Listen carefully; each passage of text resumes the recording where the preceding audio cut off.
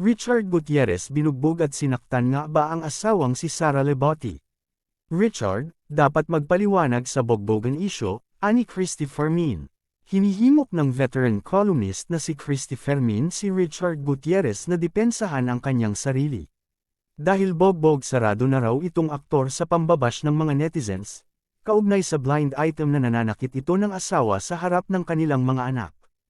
Ilang panahon na po namin nababasa yung kwento tungkol sa isang mag-asawa na nagkasakitan sa harap ng kanilang mga anak. Na di umano, yung babae ay tumakbo pa sa bahay ng mag-asawang artista na kasama rin nila sa village. Pahayag ni Christy Fermin sa kanyang YouTube show na Showbiz Now na. Dagdag pa ni Christy, nung masaktan daw yung babae, black and blue daw, dahil ano daw binugbog daw nung asawa, tumakbo doon sa bahay ng mag-asawang celebrity. Blind item ito pero halatang halata naman na sila yung tinutukoy.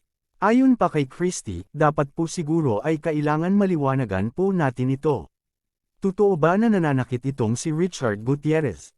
Totoo ba na kaya umuwi ang mga magulang ni Sara Lebotti mula sa Switzerland dito sa Pilipinas ay dahil humingi ng saklolo ang kanilang anak? Sa isa pang blind item, iginiit ni Manay Christy, tila uunahan umano ng kampo nila Richard Gutierrez ang pagdedemanda sa asawang aktres, dahil hindi lang naman daw po babae ang laging nagiging biktima ng ganitong mga sakitan. Samantala, narito naman ang kabuuan ng blind item mula sa pep.ph. Ayon pa sa titulo, Magandang Aktres. May pasabog tungkol sa naranasang pambubugbog. Ayon sa blind item, alas 10 ng gabi, tumatalilis ng takbo o mabilis na nagmamaneho ng kotse ang isang aktres. Takot na takot ito at tila may tinatakasan. Maya-maya ay kumatok ito sa gate ng isang kapitbahay sa exclusive village na tinitirahan at tila nagmamakaawang tulungan siya. Aakalaing eksena ito sa isang suspense TV series o action film.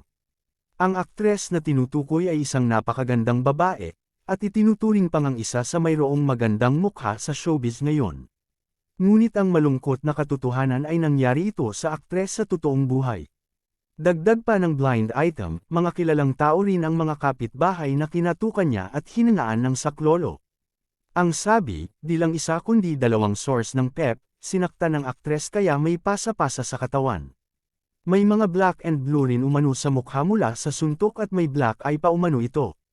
Kung nakita mo nga raw mismo ng oras na iyon ang aktres, ay baka hindi mo siya makilala dahil malayong malayo ang itsura niya sa imaheng nakikita sa kanyang social media account. Ano nga ba ang nangyari?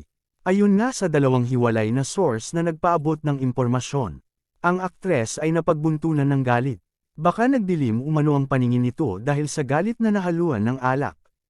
O baka naman may matagal ng isyo ang lalaki sa babae. Spekulasyon naman ng ilang media, baka sa huli ay manahimik na lang din ang aktres. Dahil mas inaalala niya ang kapakanan ng kanilang dalawang anak.